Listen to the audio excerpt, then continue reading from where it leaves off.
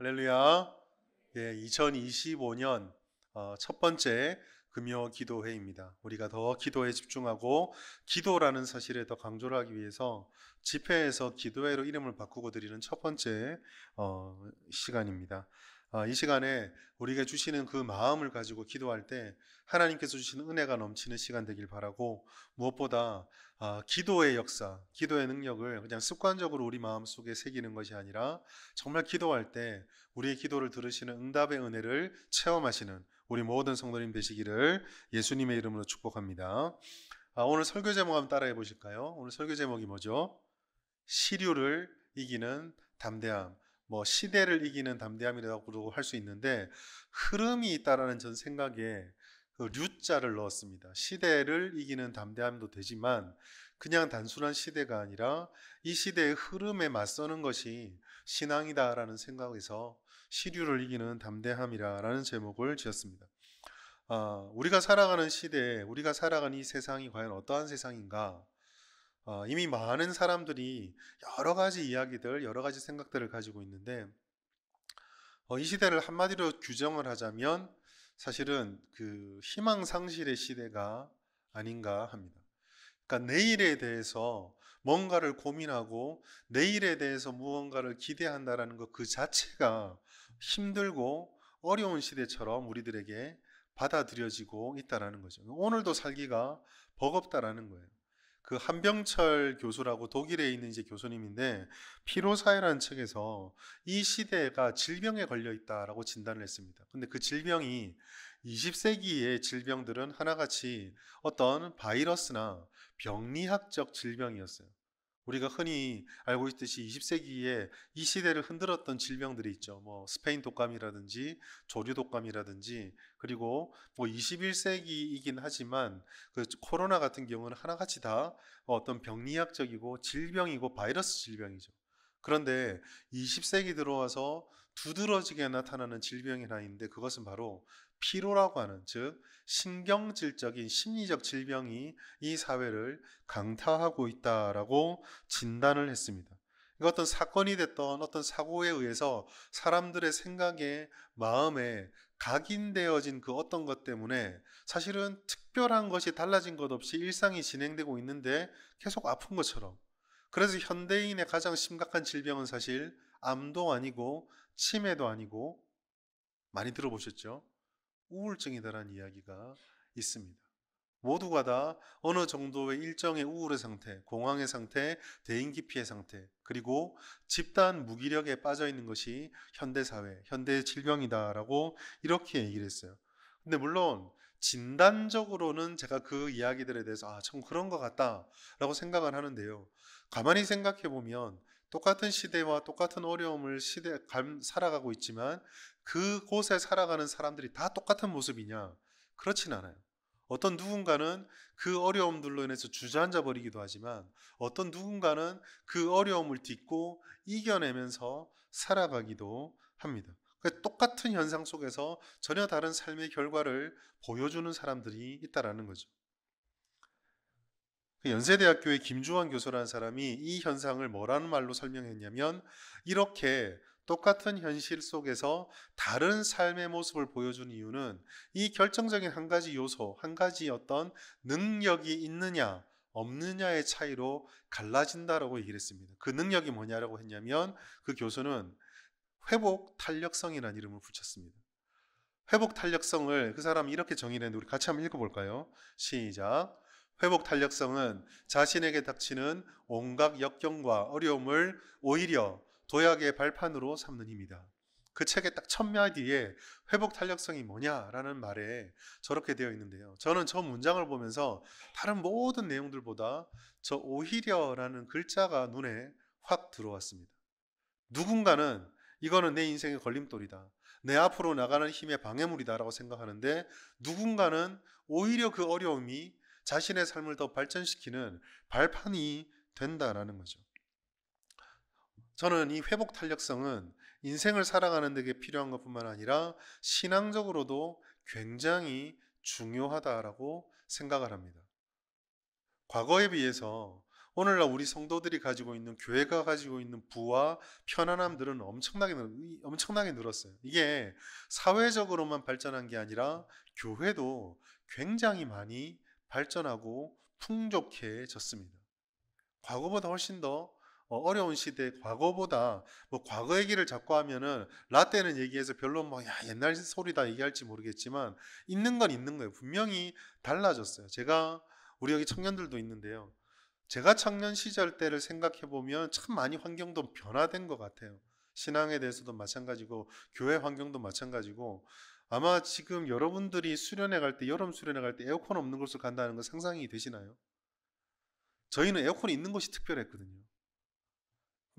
일부러 그랬는지 예전에 어떤 목사님은 그 37도가 넘는데 시골에 데리고 갔는데 선풍기가 저쪽 벽에 하나 달린 그런 데 데리고 가시더라고요. 찬양 인도를 제가 했는데 찬양 인도가 딱 끝났는데 기타 줄이 한 번에 하나씩 갈았어요. 집회 한번 끝나면 다 녹이 쓸어버리고 땀을 워낙 흘려가지고 그런 시대가 좋았다가 아니라 그만큼 많이 변했다라는 거죠. 그런데 달라진 게 뭐가 있을까? 옛날에 우리 선배들은 그거보다 더 했는데 그때랑 지금과 달라진 게 뭐가 있을까를 물어보면 이 회복 탄력성이에요. 똑같은 어려움, 똑같은 역경을 딛는데 똑같은 부조리와 똑같은 부족함들을 바라보는데 과거의 분들이 견디려고 기도하고 매달렸던 그런 것보다는 확실히 많이 주저앉아 있고 힘들어해 있다라는 겁니다. 물론 그게 어떤 한 사람의 역량의 문제로 얘기하고 싶지는 않아요. 우리가 아까도 이 피로사회란 책에서 말했던 것처럼 사회적으로 우리가 학습되어지고 경험되어져 있는 실패와 억눌림들이 우리가 무언가를 견뎌내야 한다라는 마음을 빼앗았던 것처럼 영적으로도 우리에게 그런 힘을 빼앗아 갔다라는 겁니다. 그럼 어떻게 할 것인가?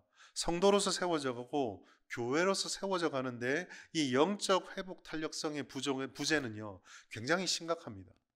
왜 그럴까요? 신앙생활은요 우리가 신앙생활을 잘 할 수 있도록 여건을 잘 만들어주는 세상 속에서 할 수 있는 게 아니기 때문이에요. 오히려 신앙적으로는 아까 그 한병철 교수가 말했던 것 같은 피로사회, 반복된 학습과 짊어져 있는 짐 때문에 피로한 상태가 훨씬 더 오래 지속되고 계속될 수밖에 없다라는 거죠. 세상은 신앙생활을 좋아하게 만들어주거나 지지해주는 분위기가 아닙니다. 그렇다면 우리는 선택하는 수밖에 없어요.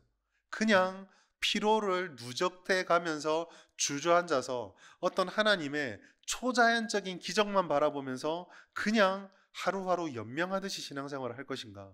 아니면 아까 저기 김주환 교수가 말했던 것처럼 오히려 발판을 삼아서 하나님께서 원하는 모습으로 하나님께서 내게 주어진 이 삶을 낭비되거나 흘려보내지 않고 적극적으로 능동적으로 그리고 힘 있는 삶을 살 것인가? 오늘 본문의 말씀은 이와 같은 문제의식으로 바라다 보면 우리에게 주시는 중요한 교훈이 있습니다. 왜냐하면 사도 바울의 이야기가 바로 이 회복 탄력성의 모습을 정말 잘 보여주기 때문이에요. 오늘 14장 1절부터 7절까지 말씀은 사도 바울이 그리고 사도의 일행들이 이고니온이라는 지방으로 가서 있었던 일들을 우리에게 말씀해주고 있습니다. 우리가 지지난주 말씀을 통해 나누었지만 이 이고니온에 들어가기에 앞서서 사도 바울은 앞서 있었던 비시디아 안디옥에서 좋은 열매를 거두고 아름다운 추억을 가지고 성도들의 환영과 축복을 받으면서 사역지를 옮겼던 것이 아니었어요. 사도행전 13장 52절 제자들은 기쁨과 성령의 충만함이 있었으나 사실 50절과 51절 말씀 보시면 박해에 의해서 쫓겨나서 도망쳐 온 곳이 이고니온이었습니다. 그런데 이 말씀이 끝이 나면서 성령의 충만하고 기쁨이 있었다는 이 말이 우리들에게 뭔가 희망을 가지게 만들 수도 있어요. 그래, 여기서는 조금 쫓겨나고 힘들었지만 성령께서 위로해 주시고 내게 기쁨을 주셨으니 이고니온에 가서는 앞에 있었던 비시디옥 안디옥과는 좀 다른 일들이 벌어졌으면 좋겠다. 우리도 그런 거 있지 않나요? 신앙생활 하다 보면 사실 제가 성도들을 보면서 참 감사한 것 중에 하나는요, 성도들이 형통을 참 원하지만 그렇다고 해서 매번 형통하는 것이 않는다고 해서 실망하고 좌절하지 않는다라는 거예요. 어려움이 있는데 그 어려움들을 믿음으로 잘 극복해 보려고 자신들의 삶을 다독이고 하나님께 붙잡아 가려는 노력들을 보여줍니다. 참 감사한 일이죠. 그런데 그러한 결심 뒤에 목회자에서 저의 마음도 그래요. 그러한 결심을 하고 나서 그 다음에 일어나는 일들은 조금 그 결심이 보상받는 듯한 일이 일어나면 얼마나 좋겠어요. 조금 더 좋은 일이 일어나고 그 전에 있었던 실패하고 전혀 다른 열매가 있고 변화된 모습들이 나타나면은 얼마나 좋겠어요. 그런데 사도 바울은 그렇지 않았다라는 거죠. 이고니온에 들어와서 그 이전에 있었던 실패는 이제는 반복되지 않고 여기서만큼은 이곳에서만큼은 조금 더 좋은 일이 일어날 것을 기대하고 싶은데 그곳에서 어떤 일이 있었어요? 오늘 우리가 1절부터 7절까지 말씀 읽었지만 사실 이 지명 빼고 사건들만 한글로 쭉 풀어놓으면은 이 선교 일을 시작하고 나서부터 일어났던 일들이 또 똑같이 반복되고 있어요. 복음을 전해요. 사람들이 믿어요. 믿는 거 싫어하는 유대인들이 회방해요.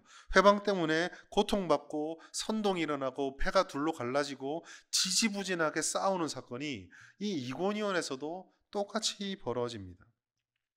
여러분, 사람의 삶이라는 것은요, 뭔가 앞으로 조금 더 나아진다는 것을 기대하면서 오늘을 이겨낼 수 있게 돼요. 비록 오늘은 힘들지만 내가 이렇게 조금 더 노력을 하고 내가 조금 더 인내하고 정도를 벗어나지 않는 길을 걸으면 이 상황이 좀 더 나아질 것이다라는 기대감을 가지고 있고 또 그런 기대를 실현시키려고 사람들은 노력을 합니다. 이 지금 내가 겪고 있는 힘듦들과 어려움들과 잘 안 풀리는 것들이 그대로 고착되고 반복되지 않도록 사람들은 노력을 한다라는 거예요. 그런데 사실 우리는 잘 알고 있죠. 개선을 기대하는 우리 마음과 달리 그 결과가 늘 똑같은 것을, 좋은 것을 보장해 주느냐? 그렇지 않다라는 거예요.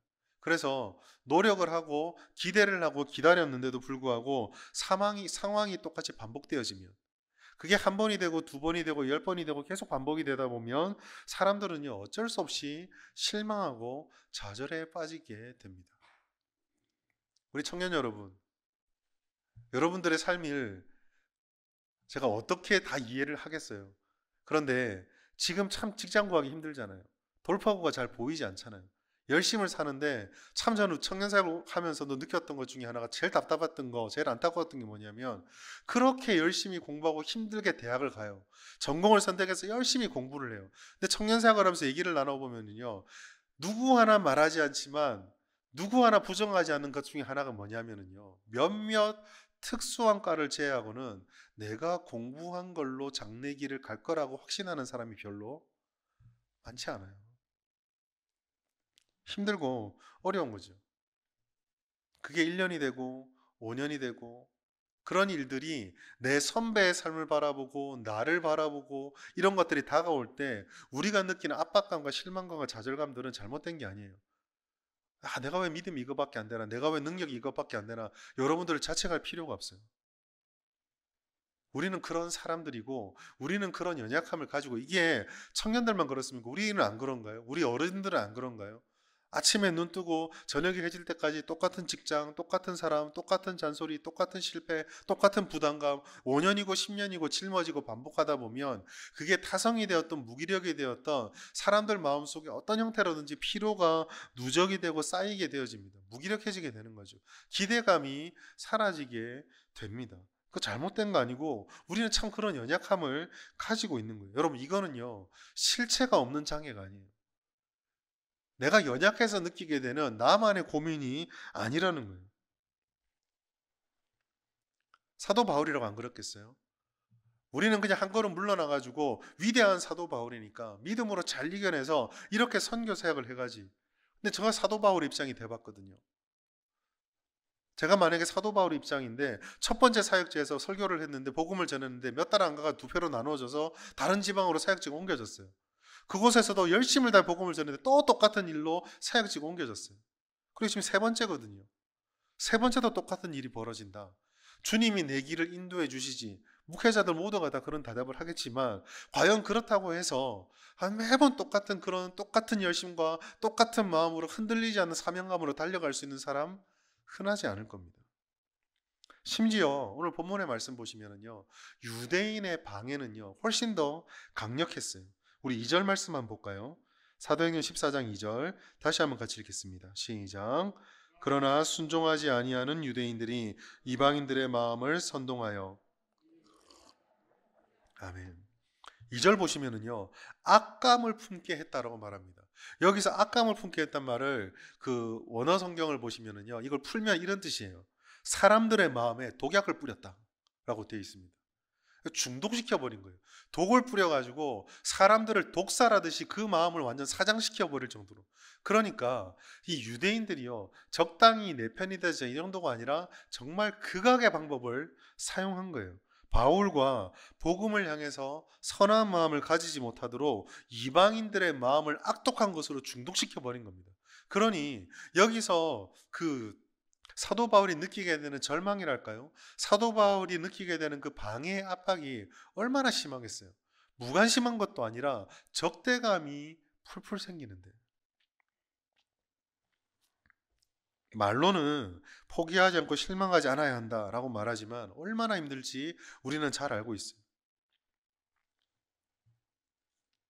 그럼 우리가 궁금한 건 이거예요. 그럼 바울과 바나바는 또 똑같은 일이 벌어진 이곳을, 이 상황을 어떻게 극복하고 어떻게 반응했을까? 사도 바울과 바나바의 모습 속에서 그들이 가지고 있는 영적 회복 탄력성의 몇 가지 특징들이 나타나요. 첫 번째, 1절 말씀을 통해서 우리가 보게 되는 건 사도 바울은, 그리고 사도 바울 일행들은 그러함에도 불구하고 자신들이 해야 되는 일상의 일들을 주저하거나 내려놓지 않고 그대로 유지했습니다. 14장 1절 말씀 보시면, 이에 이고니온에서 두 사도가 함께 유대인의 회당에 들어가 말하니 유대와 헬라의 허다한 무리가 믿더라. 또 유대인의 회당에 들어갔다라고 말씀하고 있어요. 여러분, 세 번의 사도 바울의 실패를 곰곰이 되뇌어 보세요.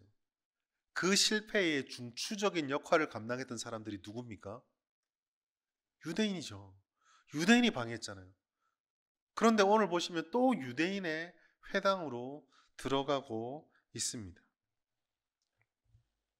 미련스러운 걸까요?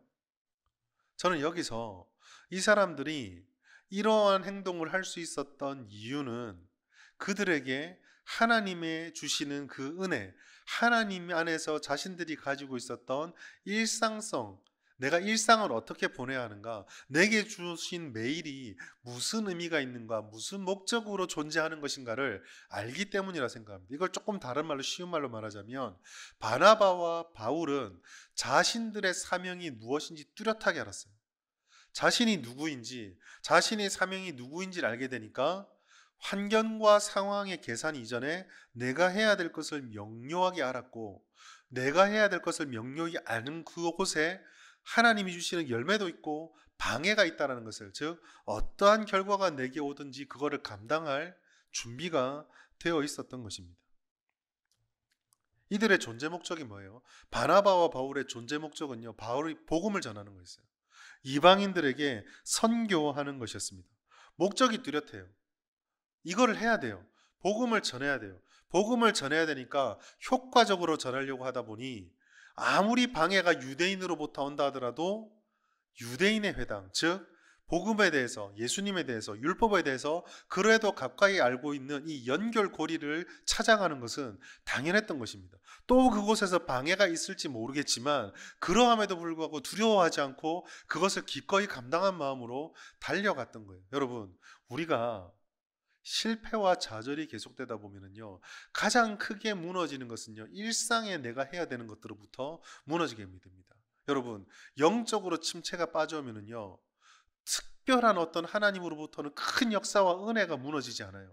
내가 영적으로 침체되어 있구나, 영적으로 회복이 필요한 지경으로 지금 내가 방해받고 있구나 라는 것을 가장 확실하게 알 수 있는 것은 내가 하나님과 대면하는 일상의 만남의 강도와 깊이와 그 유지가 어떻게 되고 있는가, 그걸 보면 알 수 있다는 거예요. 우리가 신앙생활할 때 가장 중요한 일상성이 뭡니까?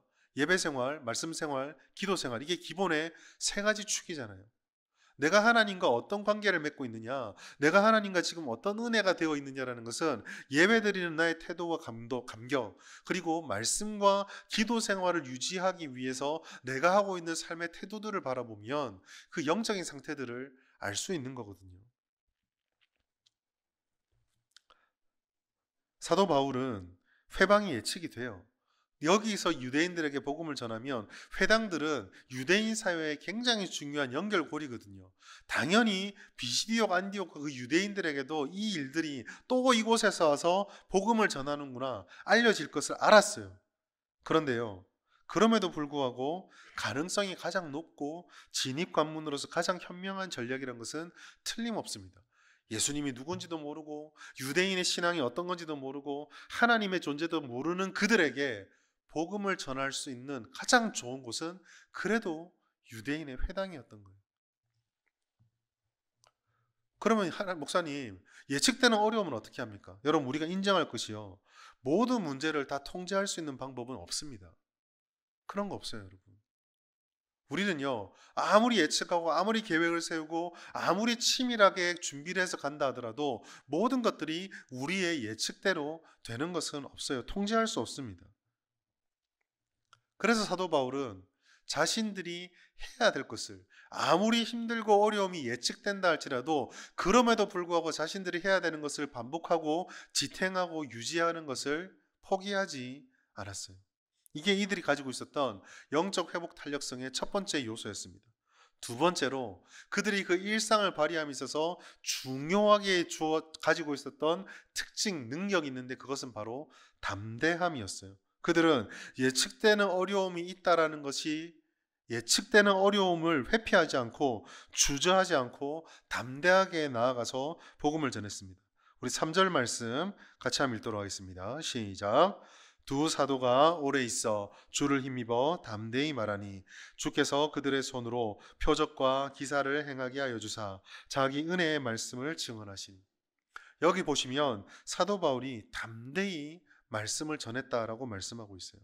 여러분, 계속되는 방해, 계속되는 장애물들을 끝까지 지탱하고 이겨내고 감당하고 살아간다는 것은 쉬운 일은 아닙니다. 바나바가 바울이 겪었던 것은요, 쫓겨나는 거였어요. 쉽지 않죠. 어려운 일입니다. 실패예요. 실패를 극복하는 것은 말처럼 그렇게 쉽지 않습니다. 저도 IMF 세대거든요. IMF 때 이력서를 얼마나 많이 넣어봤는지 모릅니다. 제가 이력서를 넣었던 회사 중에서 저를 탈락시켰던 이유 중에 가장 저를 마음 아프게 했고 좌절하게 했던 것 중에 하나는 사실은 신앙 중에 하나였어요. 저는 무역학과를 나왔습니다. 무역학과를 나왔기 때문에 무역회사들의 이력서를 넣는 것은 제게 되게 당연한 거였어요. 그런데 그때 당시에 무역회사, 특히나 선박을 가지고 무역업을 하는 회사들 중에는요, 여전히 바다의 신을 노하게 해서 안 된다라는 생각 가진 그런 미신 가진 회사들도 있었어요. 제가 이력서를 넣었는데 이력서를 다시 돌려주면서 하나를 적어오래요. 태어난 날과 시를 적어오래요. 사주보겠다라는 거죠. 안 적었어요. 왜 안 적느냐? 직장 가고 싶지 않냐? IMF 때니까 얼마나 사람들이 회사에 뽑아달라고 목을 메고 있겠어요. 근데 안 주니까 이상했던 것 같아요. 이 사람들 생각할 때는. 이상하다. 이 시대에 뽑아준다면 감사조 사고 좋다고 올 것 같은데 그 날과 시를 왜 안 적어낼까? 그러니까 제가 그렇게 말씀드렸어요. 저는 교회 다녀서 사주나 이런 걸 믿지 않습니다. 근데 뭐 재고할 것도 없어요. 아, 그럼 필요 없다. 나가라. 라고 하시더라고요. 제가 힘들었던 것은 사주를 적지 않아서 힘든 게 아니라 하나님 믿는다는 믿음이 고작 이 숫자 하나도 이기지 못하고 내 직장문을 막는구나라는 실패 때문이었어요. 제가 가르쳤던 제자도요, 똑같은 고민을 십몇 년 뒤에 저한테 하더라고요. 건설업에 일하는 친구였어요. 건설업은요, 지금도 새로운 건물을 올라가면 고사를 지냅니다. 그 친구가 절을 안 했어요. 얘가 빼짝빼짝 말라가는 거예요. 나중에 물었어요. 왜 그러냐고. 그 걔가 참 잘 웃는 친구거든요. 웃는데 왜 그거지? 웃는데 눈물이 글썽글썽하면서 말하는데, 목사님, 사고 날 때마다 나 때문이래요. 사고 날 때마다 고사를 안 했던 너 때문이다라고. 사람이 하나 다쳐도 너 때문이고, 월급이 들어와지 그 건설 그 하는 그 비용이 돌지 않아도 너 때문이고, 사장집에 일이 생겨도 너 때문이고. 약간 미칠라는 거예요. 여러분, 계속되는 방해와 실패가요, 믿음으로 이기면 됩니다. 쉽지 않아요, 여러분. 회사를 다니던 제 친구가 정말 신앙생활 열심히 했는데 직장생활을 딱 시작하면서 못 오는 거예요. 그 친구도 저 동갑이니까 IMF 때겠죠. 우리가 너무 걱정이 돼서 물었어요. 야, 예배를 드려야 되지 않느냐? 그래, 드려야지. 1년 지나서 알았어요. 회사 사장이 등산을 너무 좋아하는데 혹 사장이 등산 가자는데 빠지고 교회 갔다가 잘릴까 봐 눈물을 머금고 가는 거예요. 눈물을 주룩주룩 흘리면서 대답을 하는데 나중에는요. 회사 앞에 비구르져 있는 자기 자신이 너무 싫고 하나님의 보기도 민망하고 이게 막 겹쳐지다 보니까 애가 영적으로 심리적으로 완전 망가지는 거예요. 여러분, 실패해요. 방해요. 믿음으로 이기면 된다. 쉽지 않습니다. 어려운 거예요. 그런데 여러분, 그럼에도 불구하고 우리는 말씀을 봐야 돼요. 사도 바울이요, 용기를 가지고 담대하게 맞상대를 했어요. 이게 우리에게 필요합니다. 그는 실패를 겪었지만 오히려 일상의 자리로 돌아오기를 힘내고 용기를 냈어요. 트라우마가 되지 않겠어요? 회당에 들어가는데 또 유대인들이 예수하자마자 탁 째려보는 거예요. 얼마나 심장이 벌렁벌렁 뛰겠어요. 또 쫓겨나겠구나. 또 쫓아내겠구나. 이 인간들이 또 무슨 짓을 할까? 벌렁벌렁 하지 않겠어요? 그런데요, 사도 바울과 바나바는요, 그들과 정면으로 대면했고 그들 앞에서 하나님의 말씀을 똑같이 전하는 것에 내가 이 똑같은 실패가 예측되더라도 똑같은 일을 반복하는 것에 대해서 견뎌내는 것에 대해서 용기를 내고 담대히 나아갔습니다. 어떻게 그게 가능했을까? 3절 말씀 보시면 담대히 앞에 주를 힘입어 라는 구절이 있습니다. 이 주를 힘입어는요, 영어 성경으로 보시면요, for the Lord라고 되어 있어요. 전치사 for는요, 두 가지 의미를 가집니다. 하나는요, 주님을 위하여 라는 뜻이 있어요. 즉 사도 바울은 주님을 위해서 자기 자신을 쳐서 복종시키는 용기를 냈던 거예요. 그런데 또 다른 하나 의미가 있어요. for로 번역되어 있는 헬라어는요, 주님을 위하여라고 하는 누구누구를 위하다는 뜻도 있지만 주님 때문에 주님을 인하여 즉 의지가 되고 힘의 원천이 된다는 뜻의 전치사도 뜻도 있습니다. 그러니까 이 용기의 근원은요, 성경은 두 가지로 말해주고 있는 거예요.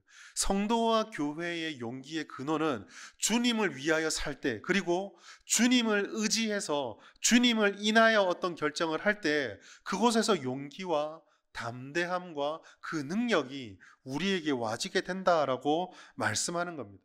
즉 사도 바울과 바나바가 가지고 있었던 영적 회복 탄력성의 근원은요, 하나님을 위하는 삶에서부터 왔고 하나님을 의지했기 때문에 주님으로부터 우리에게 주어졌던 하나님의 능력임을 우리에게 말씀해 주고 있는 겁니다. 즉 시류를 이기는 담대함의 힘은 어디서부터 온다고요? 내가 누구인지를 선명하게 알고 있을 때, 그리고 그 아는 선명함을 가지고 내 매일의 일상을 포기하지 않고 주님을 위하여 주님을 의지해서 감당해낼 때 거기서부터 힘이 생기고 용기가 생기고 능력이 생기고 이길 수 있는 길이 나타난다라는 겁니다. 그리고 오늘날 이게 우리들에게 너무 필요해요. 사도 바울과 이들은 익숙해서 그랬던 것이 아닙니다. 여러분 어떻게 이게 익숙해지겠어요? 익숙함이 사도 바울이 이런 일들을 반복하게 만들어줬다고 생각해서는 안 됩니다. 이게요, 익숙해질 문제가 아니에요. 사도행전 14장 5절 말씀 보시면요, 이들이 겪었던 위협이 얼마나 어려운 것인지를 잘 나타납니다. 이 사도를요, 모욕하는데요, 그냥 모욕하고 욕한 게 아니라 뭐라고 되어 있습니까? 사도행전 14장 5절, 돌로 치려고 달려드니라고 했어요. 세상에 어떤 사람이 자기 목숨을 빼앗으려고 달려드는 이 폭력이 익숙해집니까? 이 실패가, 이 위협이 어떻게 익숙해질 수 있겠어요? 결과가 뭡니까? 사도행전 14장 6절 어떻게 됐습니까? 14장 6절 한번 보실까요? 그들이 알고 어떻게 했다고요? 또 도망쳤어요. 실패 아닙니까? 그런데 여러분 재미있는 것은요, 3절 말씀 다시 한번 보십시오. 3절에 보시면 두 사도가 오래 있어 주를 힘입어 담대히 말하니 주께서 그들의 손으로 표적과 기사를 행하게 하여 주사 은혜의 말씀을 충분히 증언했다라고 되어 있습니다. 여기 성경 말씀 보시면요, 3절에 오래 있어라는 말씀이 있어요. 여러분 얼마나 오래 있으면 오래 있는 걸까요? 3개월? 1년? 여기 오래 있다는 말의 뜻은요, 충분히 있었다라는 뜻이 있습니다. 근데 보십시오. 도망가는 사람들하고 충분함이 어울립니까? 여러분 어디부터 무슨 일에서 도망칠 때에 야, 나 충분하다고 도망칩니까? 아니죠. 근데 왜 이렇게 어울리지 않는 말을 할까요? 여기에 이 말씀에 비밀이 숨어 있어요. 여러분, 사도 바울은요, 여전히 여기서도 뭐 한번 제대로 다 못해보고 도망을 쳤어요. 그런데 그 삶을 바라보고 그 삶의 작은 노력, 일상을 지켜가고 용기 냈던 그 용기를 바라보고 행하고 지나갔던 길을 바라보면서 누가 충분하다고 말하고 있죠? 하나님이시거든요. 하나님께서 지금 사도 바울을 보고 충분하다라고 평가를 하고 있으신 거예요. 하나님께서 충분히 여길 만큼 하나님을 의지하며 머물면서 복음을 전했던 것입니다. 즉 사도 바울의 삶의 모습이 겉으로 볼 때는 실패 보이고 초라해 보이고 약해 보이는데 하나님 보시기에는 하나님께서 누리고자 하고 하나님이 이루고자 하는 모든 일들은 이미 다 이루어가고 계신다는 거예요. 여러분 우리가 이걸 봐야 돼요. 영적 회복 탄력성의 중심은요, 우리의 견뎌내는 힘이 있는 것이 아니라 하나님의 뜻하신 바가 이루어진다라는 믿음에 있습니다. 그 믿음이 우리가 누구인지를 알려주고 그 믿음을 따라서 우리가 순종할 때 사실 때로는 우리 눈으로 바라볼 때는 그 열매가 굉장히 초라할 수도 있다는 거예요. 그러나 하나님께서는 결코 그가 이루고자 하는 일들을 실패하지 않는다는 믿음이 있을 때 우리들은 또다시 실패할 것 같은 연약한 걸음이지만 다시 예배하고 다시 말씀 읽고 다시 기도의 자리로 또 우리의 일상의 삶을 시도하고 살아내고 걸어갈 수 있는 거예요. 사랑하는 여러분, 우리에게 영적 회복 탄력성이 필요합니다. 어떻게 갖출 수 있을 것인가? 두 가지만 간단하게 말씀드릴게요. 첫 번째, 내가 하나님의 자녀라는 정체성을 여러분 잊지 마십시오. 사도 바울이 이방인의 복음 전한 자라는 이 정체성을 잊어버리지 않았기 때문에 도망을 치고 쫓겨나도 다시 하나님의 사명의 자리로 하나님이 있기를 원하는 자리로 돌아올 수 있었습니다. 그러면 우리는 누구입니까? 요한일서 3장 2절 말씀 보시면 사랑하는 자들아 우리가 지금은 하나님의 자녀다라고 말했어요. 우리는 하나님의 자녀예요. 베드로전서 2장 9절에서는 우리가 하나님께서 택하신 족속이고 하나님이 세우신 왕같은 제사장이고 거룩한 나라고 그의 소유된 백성이라 말했습니다. 이거를 한마디로 쫙 압축해서 표현하면은요, 우리는요 하나님의 은혜의 절정입니다. 하나님께서 이 땅에 은혜를 베푸셨을 때 그 절정이 구원이라고 한다면 우리의 존재는 구원받는 자녀라고 하는 은혜의 절정의 증거예요. 하나님께서는요 우리를 사랑하시고 은혜를 주시고 자비로 지켜주시는 것을 포기하지 않습니다. 정체성이라는 것은 결국 세계관의 원천이거든요. 내가 어떤 정체성을 가지느냐는 내가 내 주변에 일어나는 일들과 상황들을 어떻게 이해하고 어떻게 해석하고 어떻게 반응할 것인가를 결정지어 줍니다.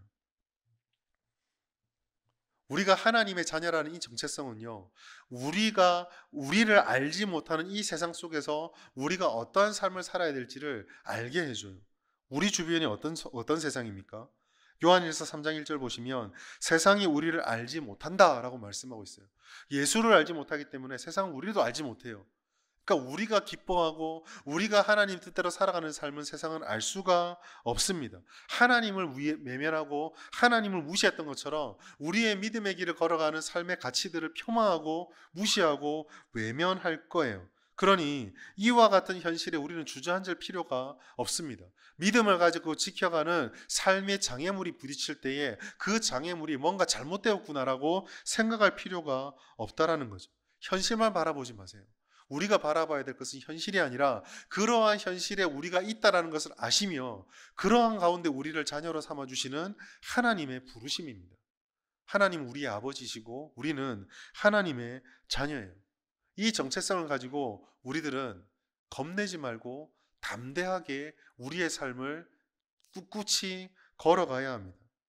영적 회복 탄력성이 있어야 담대해질 수 있는 것도 맞는데 담대함을 가지고 우리의 삶에 주어진 상황들을 정면으로 돌파해 나갈 때 그 과정을 통해 우리에게 이 회복 탄력성의 능력이 생기게 됩니다.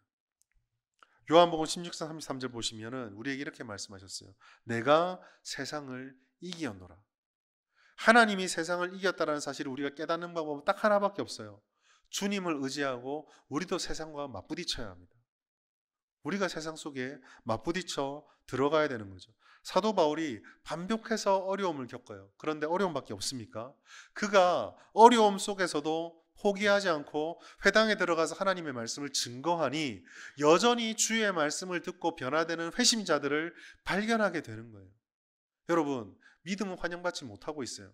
그러나 여전히 하나님의 역사가 효력이 있고 하나님이 일하신다는 것을 알려면 우리가 어떻게 하면 될까요? 믿음을 가지고 세상 속에 나아가 우리의 삶을 통해, 우리의 행동을 통해, 우리의 살아가는 말씀의 선포를 통해서 사람들에게 복음의 은혜가 영적으로 전해질 때 여전히 부정하고 여전히 외면하고 여전히 싫어하는 사람도 있지만 그 속에서 하나님의 역사와 열매가 맺히는 것을 우리는 볼 수 있다라는 것입니다.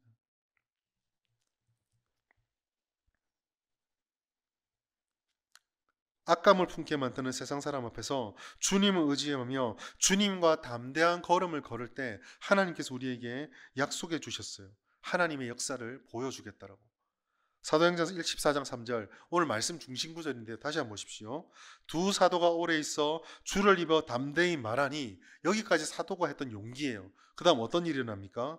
주께서 그들의 손으로 표적과 기사를 행하게 하여 주사 자기 은혜의 말씀을 증언하십니다. 순종하니까 하나님의 역사가 나타나는 거예요. 용기를 가지고 믿음을 가지고 부딪히면 어리석어 보인다고 하는 그 길에 내가 믿음으로 동참을 하니까 하나님께서 주시는 역사가 우리의 동참을 통해서 나타나게 되는 겁니다. 사랑하는 여러분, 하나님의 역사는 실패하지 않아요. 1절 말씀, 유대와 헬라의 허다한 무리가 믿더라. 주님 지금도 일하고 계시거든요. 돌파구가 보이지 않으십니까? 여러분, 어려움의 반복에 둘러싸여 있으십니까? 그러나 여러분, 우리 하나님은 우리의 아픔과 어려움이 어떤 것인지 다 알고 계십니다. 함께 하시고자, 함께 하시겠다라고, 우리와 함께 하시겠다라고 늘 말씀해 주셔요. 하나님께서는 우리에게 말씀합니다. 시대의 흐름을 모르는 것이 아니다. 쉽다고 말하는 것이 아니다. 그러나 시류에 지지 말고 포기하지 말자. 끝까지 주님을 믿고 주님과 함께 올바른 길, 하나님의 말씀의 길을 걸어가자라고 말씀하고 있습니다. 우리는 하나님의 자녀예요. 하나님은 하나님의 자녀를 불꽃 같은 눈으로 주목하십니다. 우리가 하나님 믿고 담대한 걸음을 내디디면 우리가 시류의 고통과 어려움을 오히려 주님을 더욱더 가까이 만나는 발판으로 삼고 더 주님 앞에 나와 기도하고 말씀을 읽고 예배드리며 우리의 일상을 포기하지 않고 열심을 내고 살아갈 때 하나님께서는 하나님께 더 가까이 도약하는 발판으로 삼으셔서 하나님께서 이루고자 하는 일들을 우리에게 보여주실 거예요. 우리는 이렇게 기도해야 됩니다. 하나님, 시련과 어려움과 막막함이 가득하다라는 시대 속에서 그 시류에 휩쓸려서 우리도 좌절하고 안 된다, 끝난다, 못한다고 말하지 않고 우리에게 어떠한 어려움에도 불구하고 오히려 극복하는 영적 회복 탄력성을 주십시오. 시대에 주눅들지 않는 담대함을 주십시오. 예수 믿는 것은 어리석은 일이다 라고 말하는 이들에게 그 용기 있게 맞서서 예수 믿는 것이 주님을 믿고 주님과 동행하며 걸어가는 것이 진정한 우리의 힘과 능력이다라는 것을 우리의 삶을 통해 보여주십시오 라고 기도하시며 우리에게 주시는 믿음의 길을 한번 걸어가 보십시오. 그러면 오늘 하나님께서 보여주신 것, 허다한 무리가 믿더라라는 하나님의 역사가 실패하지 않는다는 것, 여러분의 인생을 통해 하나님께서 이루고자 하는 일들을 결코 실패하지 않는다는 사실을 반드시 경험하게 될 것입니다. 우리가 이러한 영적 회복 탄력성을 길러서 시류를 극복하는 힘과 능력으로 충만하여 하나님이 약속하시는 은혜를 온전히 누리시는 우리 모든 성도들 되기를 예수님의 이름으로 축복합니다.